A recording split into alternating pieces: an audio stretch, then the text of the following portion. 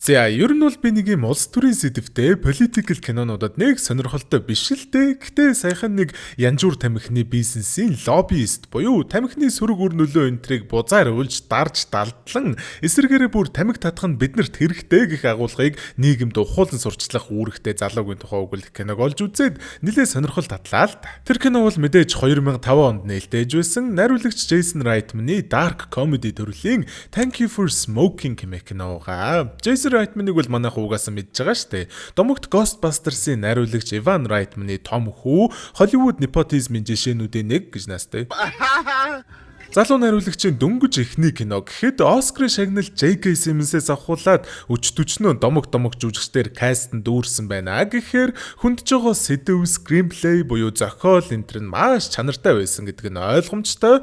Тэгээ 9 сарын 1 болох чинь би iPrint Ziggy-мэнээс өөртөө юм Red Burger-ийн логотой дэвтэр авсан байгаа. Та нар ч гэсэндээ яг ийм өөрийнхөө хүссэн зургаа хавцсан дээр нэвлүүлээд өөрийн гэсэн дэвтэртэй болмоор байх юм бол iPrint Ziggy-мэн рүү ороод энд дарна уу гэсэн дээр нь дараад нүүр болон арын уудсанд нь хүссэн зураг оруулаад ямар элементийн хэдэн уудастай дэвтэр авахаа тохируулаад хэрвээ бас хүсэх юм бол дэвтэр нэмэх гэсэн товчоор нэг дор нэлээдэн дэвтэр давхар дизайн хийх боломжтой юм байна лээ. Тэгэл хөргүүлж авах хаягаа сонгоол болоо. iPrint Ziggy-мэнээс хичээлийн шинжиллийн онцгой дэвтрүүдээ аваарай. Сүгэрш байлаа энэ зүуд бэтэн бэчний тэр дур булам төрх харцан чин мас орн галзуурхад ганц гурван номер чин нугар чин нуруу чин төгс эй бад бич зурагч чин төгс чамд хэлэх хүүхс мөр шүт. Тэгэхээр кино маань нэгэн дөнгөж 15 та ирнэ. Тамхи татдаг байснаасаа болоод маш хүнд төрлийн хор тавдар тусаадгсан хүү телевизийн эфирт сууж байгаагаар эхэлж байгаа.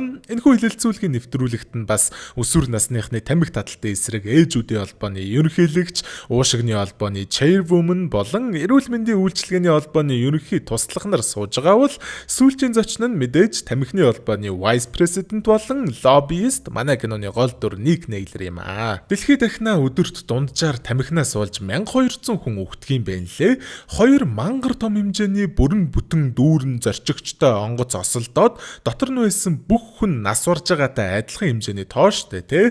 Тэгэхээр Nick technically бол Attila хаан болон Чингис хаанаас ч илүү үнийг үхэлд нь хөтөлсөн мас алуурчин гэсэн үг. Тэрийгэж өөрөө хүлээн зөвшөөрдөг юм билээ. Нэгт ямар нэгэн хуулийн сургуулийн диплом, эрүүл мэндийн агсан шатны боловсрал энтер аль нь ч байхгүй ч гэсэндээ амнаас гарч буй үгнүүдээ өөрийнхөө зорилгыг биелүүлэхийн тулд хүмүүсийн хандлагыг өөрчилж манипулейт хийхдээ төгс одоо нөгөө хэлэмгээ доломгоо гэдгийг штэ тийм авьяастай хүн байхгүй. Нэвтрүүлгийн үеэр янз бүрийн юм ярьж агаад сүүлдээ залуу үеийнхнийг тамхинаас болж нас барж байгаа гэдэг агуулгаас эрүүл мэндийн үйлчилгээнийх нь л ашигтай ажиллана. Ийм бяцхан хүүг ашигын сонирхлоор ингэж олонний өмнө авчирж байгаагаараа чи ичих хэрэгтэй гэд өнөөх эрүүл мэндийн үйлчилгээний холбоог төлөөлж ирсэн залуурууд айрснаа. Харин манай тамхины холбоо өсвөр үеийнхнийг тамхинаас холдуулах зорилготой кампайныг 50 сая долларын төсвөөр хийж эхлэх гэж байгаа гэд тэнд байсан бүхэл үзэгчдийг өөрийнхөө талд уруулад авчилгүй яах вэ? Уг нь яг үнэндээ бол холбооноос нь 5 сая доллар төсвөлдсөн байсан ч гэсэндээ нэг өөрөө дур мэдээд хүмүүс сэтгэлдлүүлдэхийн тулд 50 гэд хэлчихэж байгаа байхгүй юу? Тэр нь ч яг үнэндээ амжилт болоод тэдний холбооны хамгийн том ерөнхийлөгч нь манай үнийг өөр дөрөө урьж авчирч уулзахдаа нэрэл хүмүүсийн анхаарлыг татаж зөв сэтгэл үлдээ гэвэл тиймэрхүү кампайнд ахиухан мөнгө хөрөнгө оруулах нь маш зөв шийдвэр гэд магтаад авахаас гадна ер нь л Никийн хийгээд яваад байгаа ажлуудыг ажиглаа л байсан юм байлээ л дээ. Чам шиг хүн манайд асар үнцэнтэй. Чи надад миний залуу байх үедээ төстэй, эрч хүчтэй, зоригтой, үнэнч залуу шиг санагдаж байна. Гаргасан санаа болгоныг чинь би өөрийн биеэр дэмжихэд бэлэн байна гэж яддаг. Яалтчгүй Ник нэрнгээсээ л ажилдаа мангар үнэнчээр ажилдаг байхгүй юу? Хангалттай цалинтай ч гэсэн онгоц монгоцоор нисэхдээ хизээж first class-аар нисдэггүй, банк бизнес классаар нисдэг. Ягаад гэвэл хүмүүстэй энгийн сайхан яриа өрнүүлэх ажгаар амныхаа фигүрээр тамхинд дургу үнийг ч тамхинд оруулаад тамхичин болгож толгойг нэргүүлэх чадвартай болохоор нэг ширхэг хүн ч гэсэн тамхинд шинээр орж байх юм бол манай хүнд ашигтай юм чинь. За харин энд харагдаж байгаа хоёр хүн бол Никт байдаг найз гэж хэлж болох уус хоёр хүн нь яг Никтэй адилхан тус бүрийн салбартаа лоббист хийдэг хүмүүс байхгүй юу? Поли болохоор бүхий л төрлийн алкохолуудын нэр төрийг хамгаалж хүмүүст зөв зүйл юм шигээр сурталчлах үүрэгтэй. Bobby J ч гэсэн мөн адил галт зэвсгийн холбооны лоббист те. Манай гурав ойрхон ингэж сайхан уулзаж суужгаад хорт санаануудаа нэгэнтэйгээ хуваалцдаг гэх юм уу да. Нэг мангар сонин итгэхэд хэцүү баримт дүрдэгддэг нь алкохол, галт зэвсэг гэд айхтар хөнөөлтөй хоёр салбар ирнэ. Жилд дунджаар алкохолоос болж 200 мянган үнэ асвардаг, галт зэвсэгнээс болж 11 мянган үнэ асвардаг, харин тамхинаас болж жилд дунджаар 435 мянган үнэ асвардаг юм байна лээ. Өдөрт ойролцоогоор 1200 хүн гэ түрүү хэлсэн шүү дээ, бурхан буддаа минь гэж. Никийн ажлын карьер нь иймэрхүү сайхан амжилттай ч гэсэндээ эхнэрээсээ салаад хаяа л нэг хүүтэйгээ уулздаг гэд хувийн амьдрал нь бол жоохон ороо бусгаа. Гэхдээ хамгийн гол нь Joey гэж манай үний тэр хүн Ник дайгуу хайртайгаас гадна бүхэл юмсын гол дүр юм шиг байж ямар ч нөхцөлд өөртөө итгэлтэй байдгийг нь үнэлдэг, хүндэлдэг. Ер нь бол аавыгаа супер баатар юм шигээр шүттгэн сайхан юм да. Мэдээж хаяа ааваасаа та буруу зүйлийн тал зогсоод буруу зүйлийг хүмүүс сурчилжилж байвал яах юм бэ гэд ажлынхын тухай янз бүрийн юм асуух нь ойлгомжтой. Тэр болгонд нэг өөртөө бүрэн итгэлтэйгээр чи шоколадтай заримгэн дуртай. Гэхдээ шоколадтай заримг хамгийн гоё нь гэж нотлох чадахгүй үстэй. Чиний хувьд хамгийн гоё нь байсан ч гэсэн надад ванилатай заримг авах эрх чөлөө байгаа. Энэ л миний ажлын гол чанар гээл амны фигүрччих. Одоо бүр том амны фигүрнийхэн жишээ заяа. Нэг өдөр өөрөөс нь ярилцлага авах гээд нэг тамхины эсрэг үзэл бодолтой сэтгүүлч эмэгтэй. Ер нь бол те баг мэтгэлцээд амнаас нь үг унгааж хүмүүст манай үнийг муу талаас нь харуулах зорилготой уулзж байгаа байхгүй юу? Тэгсэн чинь тэгэл гимгүү царайлж янз бүрийн хошигнол хийгээл ризэлж агаад биологи хичээл хийгээд дуусчихж байгаа нөгөө амар өөрийнх нь эсрэг байсан сэтгүүлчтэй. Joey хүртэл ааваасаа энэ хүний яриаг өөртөө ашигтайгаар эргүүлэх аргыг нь сураад авцсан заяа. Аавтайгаа нэг ажлын томилолтод хамт явж болох уу гэд ээжээсээ асуухад үгүй гэд ээж нь хэлсэн чинь за зүгээрээ уг нь бол би аавынхаа ажлыг хажуунаас нь харах надад маш олон зүйлсийг заана. Надад хэрэгтэй. Гэтэ та ааваас салаад аавд хайртай байхаа болоод аавд дургу болчихсон. Тэгээд тэр ураа надад гаргаж байгаа бол би ойлгоно гэд гэмшил мэдрүүлээд зөвшөөрүүлчихлгүй яах вэ? Нэг дугаасаа хамгийн том дарга нь айгүй сайн байгаад байгаа штэ. Тэгээ Холливуд руу очиж нэг том кино продюсертай уулзаж product placement хийх ажлыг манай хүн даатгаад өгсөн байхгүй юу? Тэрэндээ Joey-г дагуулад явж байгаа. Холливуудын продюсертай очиж уулзж байгаа зорилго нь болохоор тамхиг гоё харагдуулахын тулд $25 сая төлөөд нэг сцен дээр Брэд Питтийн гарт тамхи бариулаад татуулах те. Уулзж байгаа Jeff гэж продюсер нь болохоор product placement гэж зүйлийг үүсгэн байгуулсан асар нөлөө бүх юм багхгүй юу? Product placement гэдэг нь кино ч юм уу ямар нэгэн piece of media'д яг реклам гэж мэдэгдүүлэлгүйгээр төлбөртэй бүтээгдэхүүн байрлуулахыг хэлж байгаа.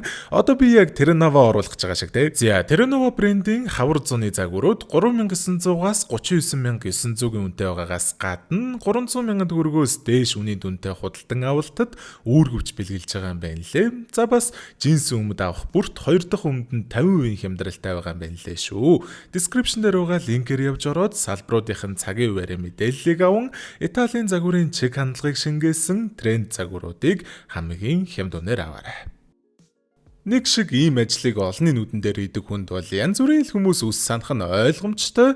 Тэгээ нэг өдөр бүр эфирт ярилцлага өгж явах үеэр нэг хүн залгаснаа. Ник Нейлер чи асар олон үнийг амиа алдахад нь хүргэсэн.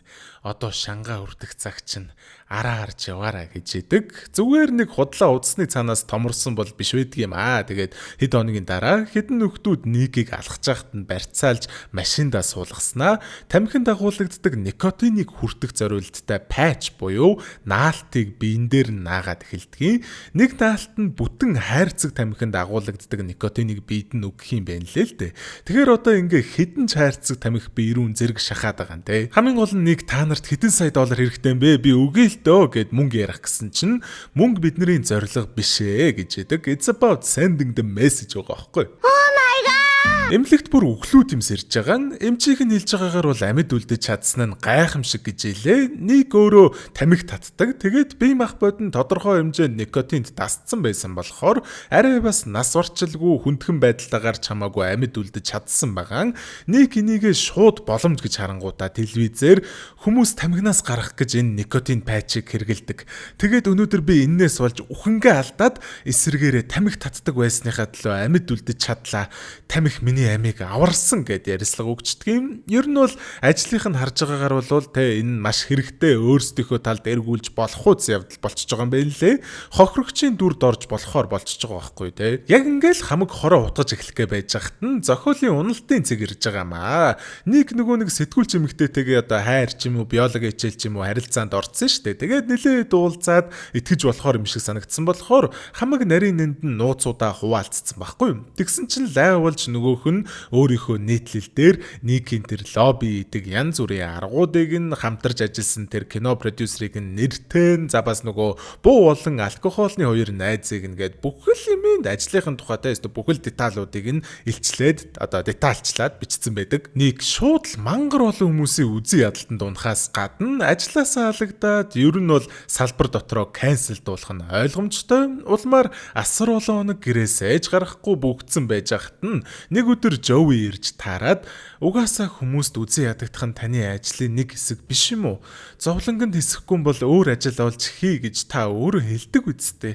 Миний аав бол юунд шантралгүй бүхий л нөхцөлийг өөртөө эргүүлж чаддаг Ник Нейлер гэж wisdom унгааснаар нэг шууд зориг зүрх оронгуудаа өөрөөс нь болж нэр төрд нь сэв суусан бүхэл хүмүүсийн нэр төрийг нь сэргээх гэж чадах бүхнээ хийнэ гэдгээ зурагтаар сайхан ярилцлага өгөө зогсолгүй удахгүй болох гэж байгаа нэг нэлээд том тамхины эсрэг хэлэлцүүлэгт оролцох хүсэлтэй байгаагаа илэрхийлж яадаг. Тэрийг зохион байгуулж байгаа эрүүл мэндийн үйлчилгээний ерөнхийлөгч нь нэгтэй өмнө нь нэг ярилцлаганд хамт орж байхдаа басах маягтайгаар манай хэлэлцүүлэгт ирээрээ заа юу ч юм уу гэд урьдсан. Тэ угаасаа оролцохыг нь зөвшөөрөхгүй бол Никээс айцсан юм шиг харагдах гэдсэн болохоор эрхийг нь зөвшөөрж байгаамаа.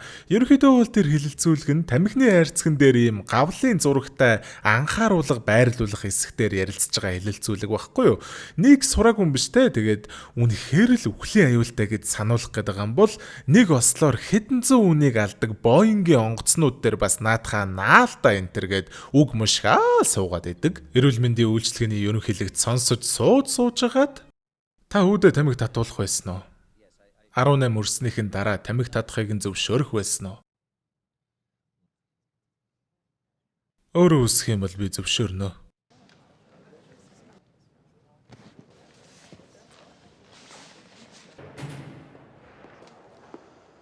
Ажлынхаа хувьд, карьерийнхаа хувьд зөв шийдвэр гаргасан ч гэсэн аав үнийхээ хувьд бол өөрийгөө уучлахад хэцүү юм хийжлээ гэдгээ ойлгож байгаа шүү дээ те. Угаасаа захирал нь буцааж ажилд нь авъя энтергээд карьер нь дахин нэг удаа гэрэл гээгээд харагдчихсэн ч гэсэн олонний нүдэн дээр би дахиж янжуур тамхины талд ажиллахгүй. Энэ салбараас би гарлаа гэд зөв замыг сонгож байгаамаа. За тэгээд тамхины компаниуд бол угаасаа хэдэн 10-ны турш янз бүрийн иймэрхүү аргуудаар ард иргэдийн тархийг угааж лобби хийсээр ирсэн түүхтэй.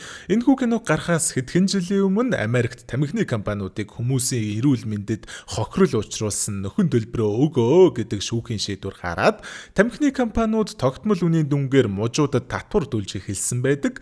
Мужууд нь тэр мөнгөөр нь хотын портууд, зам энтергээд өөр зүйлсд хөрөнгө оруулалт хийсээр байгаад эргээд өөрсдөө тамхины компаниудаа үртэй болж эхэлсэн байдаг юм байна лээ.